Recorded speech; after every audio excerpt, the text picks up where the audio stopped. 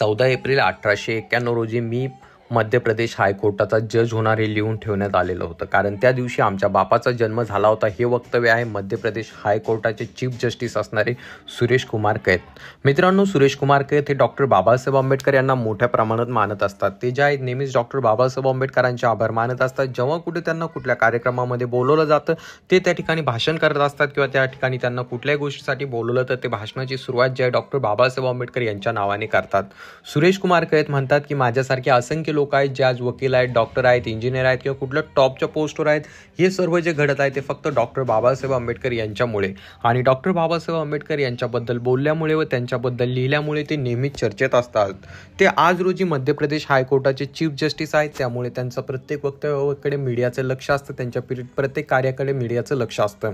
परंतु मित्रांनो, ते जे आहेत फक्त मध्य प्रदेश हायकोर्टाचे चीफ जस्टिस आहेत म्हणूनच नाही तर त्यांच्या विचारांमुळे देखील सर्वच लोक त्यांच्यावरती प्रभावित होत असतात. कुठला निर्णय द्यायचा असेल किंवा कुठली गोष्ट बोलायची असेल तर ते बिनधडकपणे बोलतात आणि डॉक्टर बाबासाहेब आंबेडकर यांचे नेहमीच आभार मानत असतात. परंतु मित्रांनो, आता ते वेगळ्या कारणामुळे चर्चेत आलेले आहे. हिंदू समाजाकडनं त्यांच्यावरती टीका टिप्पणी केली जात आहे, तर बीजेपीच्या लोकांकडनं जे आहेत त्यांच्यावरती जे आहे टार्गेट करण्याचा प्रयत्न केला जात आहे. तर नेमकं घडलंय काय आपण पाहणार आहोत. परंतु तत्पूर्वी तुम्हाला विनंती असेल, चॅनलवर नवीन असाल तर चॅनलला नक्कीच सबस्क्राईब करा. मित्रांनो, मध्य प्रदेश हायकोर्टाचे चीफ जस्टिस असणारे सुरेश कुमार कैत यांनी यांच्या घरामध्ये एक मंदिर होतं.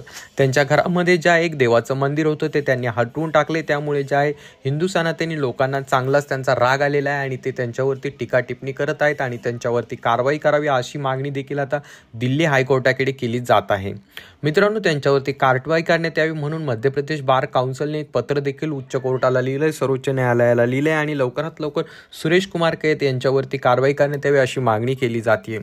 परंतु मित्रांनो, प्रश्न हा उभा राहतोय की त्यांनी मंदिर हटवलं तर काय झालं. तर मित्रांनो, असं बोललं जात ते मंदिर जे आहे जवळपास 100 वर्ष जुनं होतं आणि त्यामुळे ते मंदिर हटवल्यामुळे सनातनी लोकांना त्या ठिकाणी मोठ्या प्रमाणात राग आलेला आहे. आणि त्याचसोबत त्याचं दुसरं कारण देखील असं आहे मित्रांनो की गेल्या काही दिवसापूर्वी मध्य प्रदेशच्या सरकारकडनं एक योजना राबवण्यात आलेली होती. जेवढे काही पोलीस स्टेशन होते त्या प्रत्येक पोलीस स्टेशनमध्ये एक राम मंदिर उभारण्यात आलेलं होतं आणि ते उभारल्यानंतर काही लोकांकडनं त्यांच्यावरती केस करण्यात आली होती. तर त्या ठिकाणी बोलत असताना चीफ जस्टिस सुरेश कुमार कैत यांच्याकडे प्रकरण गेल्यानंतर त्याबद्दल निर्णय देत असताना त्यांनी जे आहे त्या ठिकाणच्या भाजप सरकारला चांगलं झापलं होतं. हे जे पोलीस स्टेशन आहेत हे काय तुमच्या बापाचे आहेत का?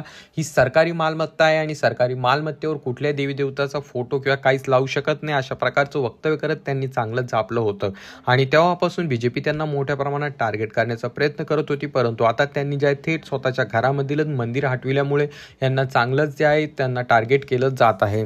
तरी मित्रांनो, सुरेश कुमार कैत यांच्याबद्दल तुम्हाला काय वाटतं खाली कॉमेंट करून सांगा. चॅनलवर नवीन असाल तर चॅनलला नक्कीच सबस्क्राईब करा.